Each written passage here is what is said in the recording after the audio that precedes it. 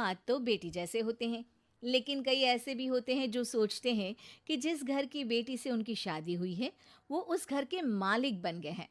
ऐसी ही कहानी है रोहन की, जिसकी शादी होती है रिया से। एक दिन रोहन रिया के मायके जाता है। ओहो, कितनी गर्मी लग रही है। ड्राइंग रूम में एसी नहीं लगा है क्या? रिया का भाई ऋत्विक जवाब देता है, नहीं जीजाजी, ड्राइंग रूम बहुत बड़ा है तो कूलर ही अच्छा काम करता है यहाँ। वाह, इंजीनियर बन गए तुम तो। बड़े कमरों में एसी लगता है। रहोगे गंवार के गंवारी। चलो, बाकी लोग कहाँ हैं घर के? रोहन तुम बैठो, मैं पानी लाती हूँ। माँ मंदिर गई होंगी और पापा दुकान पर। वैसे भी हम लोग आज अचानक आ गए हैं ना यहाँ पर। हाँ हाँ, कोई बात नहीं, बैठो। साले साहब आप भी बैठो। और बताओ, दिन भर हवा हवाइया ही रहते हो या ज़मीन पर कुछ काम वाम भी करते हो? वैसे बुरा न मानना, तुमको देखा होता पहले ना तो तुम्हारी दीदी से कभी शादी ही ना करता। ऋत्विक को इस बात का बुरा लगता है, लेकिन वो बिना कुछ कहे वहां से चला जाता है। तभी वहां रोहन की सास आ जाती है। रोहन उनको देखते ही खड़ा हो जाता है। अरे मम्मी जी, ले आया हूँ आपकी बेटी को। रखो अब 2-4 दिन, फिर मत कहना कि बेटी को भेजो, बेटी को भेजो। बड़ी मुश्किल हो जाती है वहाँ पर। अरे बेटा, बिटिया अपने घर तो आएगी ही, खासकर एक शहर में है तो क्यों नहीं। अरे तो फिर शादी क्यों की? रखी रहती घर पर ही। सास को रोहन की बात अजीब लगती है, लेकिन दामाद जो ठहरा, बोलती भी तो बोलती क्या। अच्छा मजाक कर लेते हो बेटा। खैर बैठो, मैं चाय नाश्ता लगाती हूँ। अरे ना मम्मी जी ना, चाय नाश्ता वाला दामाद नहीं हूँ मैं। बहुत काम है, चलता हूँ। वैसे भी गर्मी बहुत है आपके घर। ये बोलकर रोहन वहां से चला जाता है। रोहन की इस आदत से परेशान तो सभी होते हैं, लेकिन घर का दामाद होने के कारण कोई उसे कुछ नहीं कहता। एक दिन रिया और रोहन एक नया घर लेते हैं, जहां गृह प्रवेश की पार्टी होती है।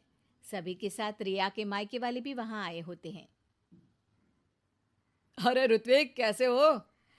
कई लोगों के सामने रोहन ऋत्विक यानी कि अपने साले से हालचाल पूछता है। ठीक हूँ मैं जीजाजी, आप सुनाइए।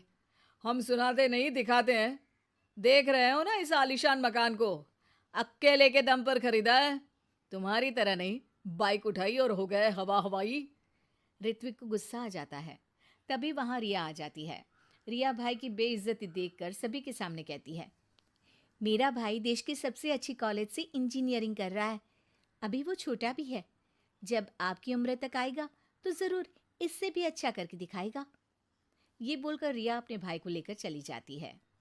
दिन और साल बीतते जाते हैं, और अब ऐसा दिन आता है जब रोहन की बहन राधिका की शादी होती है, एक बड़े ही संपन्न घर के प्रशांत के साथ। रोहन रिया के माता पिता से कहता है, देखा, मेरी बहन की शादी कितने बड़े घराने में हुई है। प्रशांत एक बड़ा ही सुशील और संस्कारी लड़का है, बिल्कुल मेरे जैसा। आप लोगों को भी ऋत्विक को अच्छे संस्कार देने चाहिए थे। अब देखिए, आप लोगों को कितनी परेशानी है। रिया की माँ क्या कहती है। हाँ, आप ठीक कह रहे हैं दामाद जी।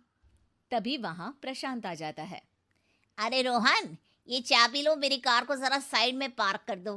राधिका जिद कर रही थी, भाई भाभी को देखने का मन कर रहा है तो आ गया, वरना छोटे घरों में तो मेरा दम घुटता है। सास के सामने प्रशांत का इस तरीके का व्यवहार रोहन को सक पका देता है।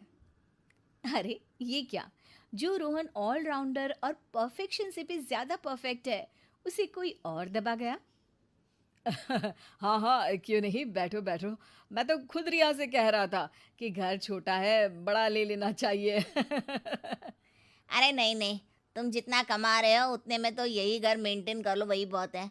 ऐसा ना हो कि बड़ा घर ले लो, खर्चा उठा ना पाओ और आ जाओ हमारे पास पैसे मांगने। वैसे बुरा न मानना, गली भी पतली है और मेरी कार ना थोड़ी ज़्यादा लंबी है। जाओ जल्दी से लगा कर आओ। रोहन मरता क्या न करता, चला जाता है।